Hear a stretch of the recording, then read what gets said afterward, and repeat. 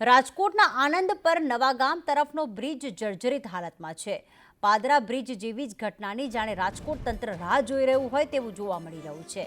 100 વર્ષ જૂનો નવાગામ આણંદ પર બ્રિજ બિસ્માર હાલતમાં છે।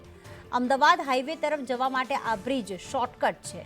અનેક વાહન ચાલકો અહીંયાથી પસાર પણ થાય છે। પાદરા બ્રિજ દુર્ઘટના બાદ પણ તંત્ર હજુ ઘોર નિંદ્રામાં છે, કારણ કે આ બ્રિજ હજી સુધી બંધ કરવામાં નથી આવ્યો। કોઈ મોટી દુર્ઘટના સર્જાય તો જવાબદાર કોણ? કારણ કે જે પાદરાનો ગંભીરા બ્રિજ ધરાશાયી થયો, જે તેનો સ્લેબ તૂટી પડ્યો, તે 45 વર્ષ જૂનો હતો, જ્યારે આ બ્રિજ તો 100 વર્ષ જૂનો છે।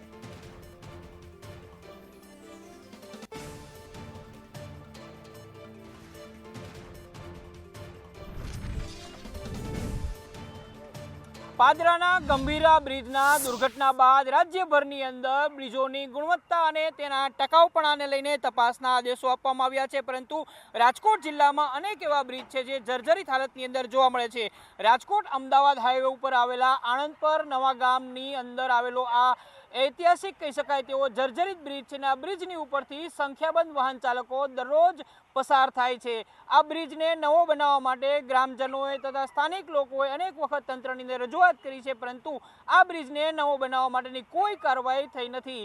આમ તો આ જૂનો લગભગ 100 વર્ષ જૂનો આ બ્રિજ છે, પરંતુ આ બ્રિજ રાજકોટ, આણંદ પર અને ખાસ કરીને નવાગામ અને આણંદ પરના લોકો અમદાવાદ તરફ જતા હોય છે, તેના માટે આ પરિવહનનું એકમાત્ર સાધન છે।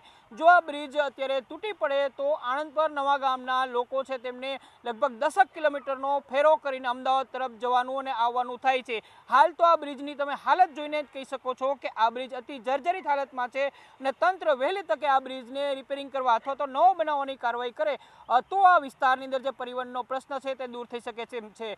હાલ તો આ પ્રકારના જિલ્લાની અંદર અનેક બ્રિજો આવેલા છે, અને જિલ્લા કલેક્ટર દ્વારા આ પ્રકારના બ્રિજોની યાદી તૈયાર કરવામાં આવી રહી છે, અને તે બ્રિજને દુરુસ્ત કરવા અથવા તો જો દુરુસ્ત ન થઈ શકે તો તેને બંધ કરવાની કાર્યવાહી પણ થઈ શકે છે। આણંદ પર નવાગામના અનેક લોકો, ખાસ કરીને વાહન ચાલકો છે, જોખમી રૂપથી આ બ્રિજ ઉપરથી પસાર થાય છે અને પોતાનો જીવ છે તે જોખમ